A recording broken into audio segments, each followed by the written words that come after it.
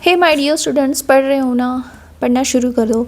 आज जो है हम ये देखने वाले हैं कि हमारे स्वस्थ पेपर में 2 में क्या क्या क्वेश्चंस आ सकते हैं, एलक्यू में क्या आ सकता है, एसक्यू में क्या आ सकता है, और ये जो क्वेश्चंस है सारे के सारे इंपॉर्टेंट है। ठीक है, तो बिना टाइम गंवाए शुरू करते हैं। तो एलक्यू किस पे आएगा ये देखते हैं। जनपदोंस जो है इस पे एलक्यू किस तरीके से आ सकते हैं ये बोलेंगे वो कि principles and uses of epidemiology, क्योंकि हम मॉडर्न के साथ को रिलेट कर रहे हैं तो इसलिए ये आ सकता है।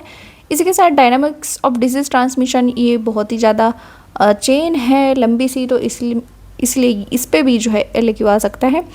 तीसरा जो है वैदिक क्षमत्व, उस पर भी क्वेश्चन आ सकता है, तो आपको आयुर्वेद का जो है यहाँ पे लिखना है, ये आयुर्वेदिक क्वेश्चन है। बाकी इन्वेस्टिगेशन ऑफ एन एपिडेमिक, इस पे भी एलक्यू आ सकता है। ठीक है, तो ये 4 क्वेश्चंस बिल्कुल भी स्किप नहीं करने हैं, इनको अच्छे से करना है। नेक्स्ट जो है वो टॉपिक है हमारा एनवायरमेंटल हेल्थ।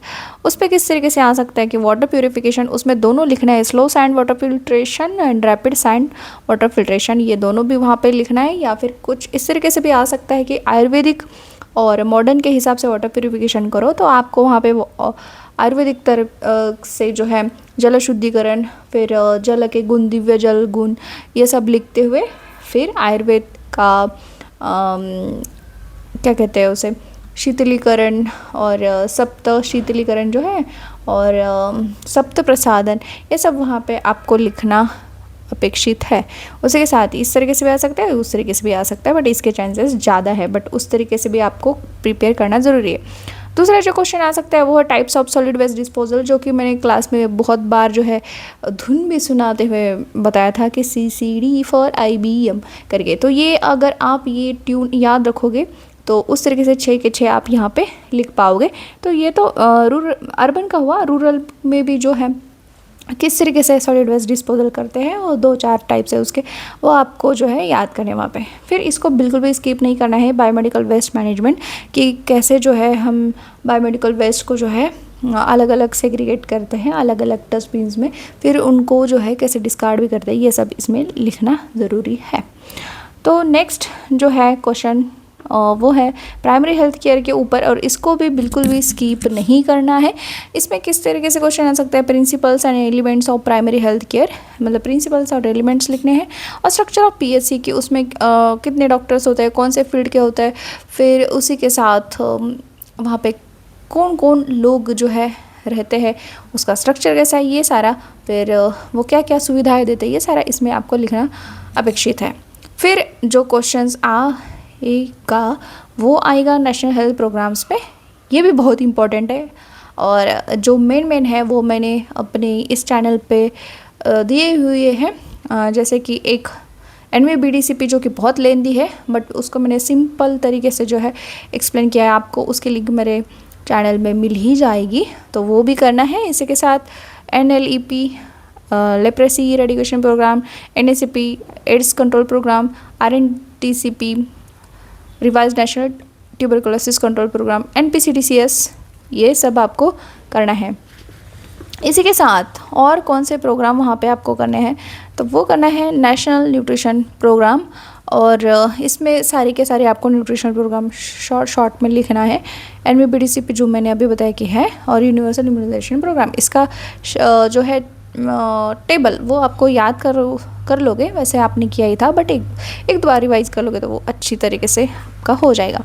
फिर ये तो थे LAQ। अब हम देखते हैं हमारे मार्क्स स्कोर करने में हमारी हेल्प करते हैं वो है SAQ, वो को किस तरीके से किस किस टॉपिक पे आ सकते हैं।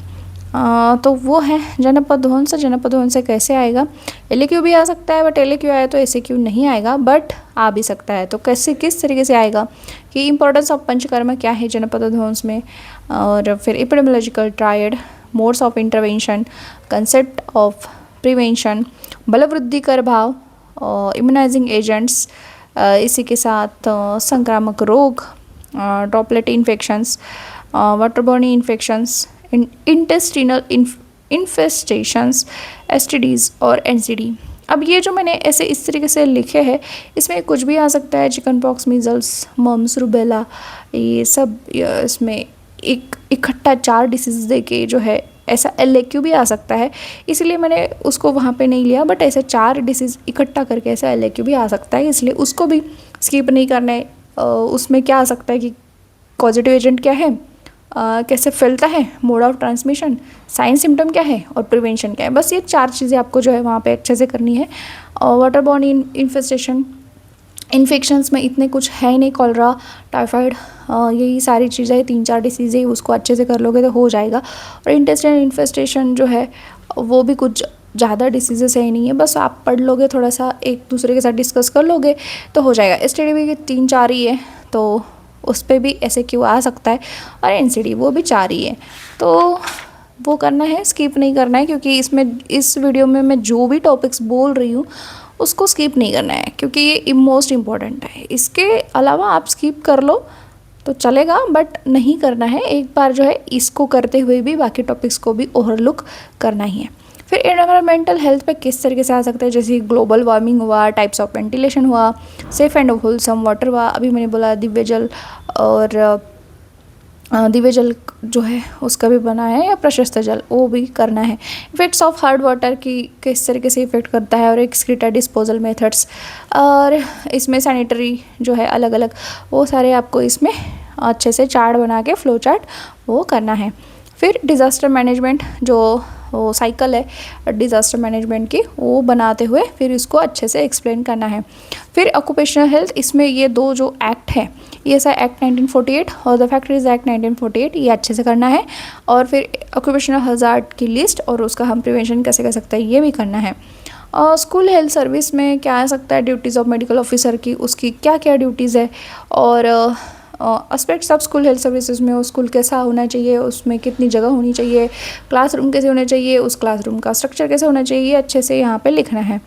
और फिर MCH में MCH प्रॉब्लम्स वहाँ पे जो है उसकी लिस्ट करनी है, और उसमें क्या केयर करनी है बेबी और मदर की, वो वहाँ पे लिखना है। फिर फैमिली वेलफेयर प्रोग्राम में डेमोग्राफिक साइकिल, कॉन्ट्रासेप्टिव मेथड्स, और डेमोग्राफी की डेफिनेशन और उसके सोर्सेस, इस तरीके से जो है क्वेश्चंस आ सकते हैं। और लास्ट जो है ऐसे कुछ इस पे आ सकता है वो है प्रिवेंटिव जेरियाट्रिक्स। उसमें किस तरीके से आ सकता है कि रसायन का रोल एक्सप्लेन करो प्रिवेंटिव जेरियाट्रिक्स में, या फिर हेल्थ प्रॉब्लम्स एजेड लोगों में क्या है और उनमें कैसे हम प्रिवेंशन कर सकते हैं, इस तरीके से भी जो है, सॉरी मैंने देखा ही नहीं है, दिख नहीं रहा था, हाँ, तो इस तरीके से जो है क्वेश्चंस आ सकते हैं। तो देखो इसको बिल्कुल भी स्किप नहीं करना है, मतलब ये जो मैंने अभी टॉपिक्स दिए उसको बिल्कुल स्किप नहीं करना है, क्योंकि ये मोस्ट इम्पोर्टेंट क्वेश्चंस है। ये अगर आप अच्छे से करते हो तो आप बहुत अच्छा स्कोर कर लोगे।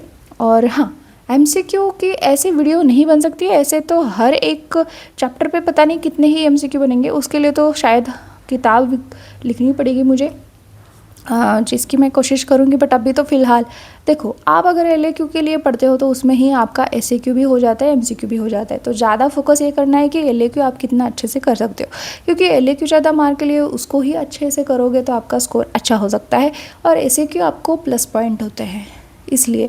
और ये दोनों जब करते हो तो MCQ अपने आप ही हो जाते, तो MCQ की टेंशन ना लो, टेंशन तो आपको LAQ एंड SAQ की लेनी है, ठीक है। तो पढ़ना शुरू करो। All the best.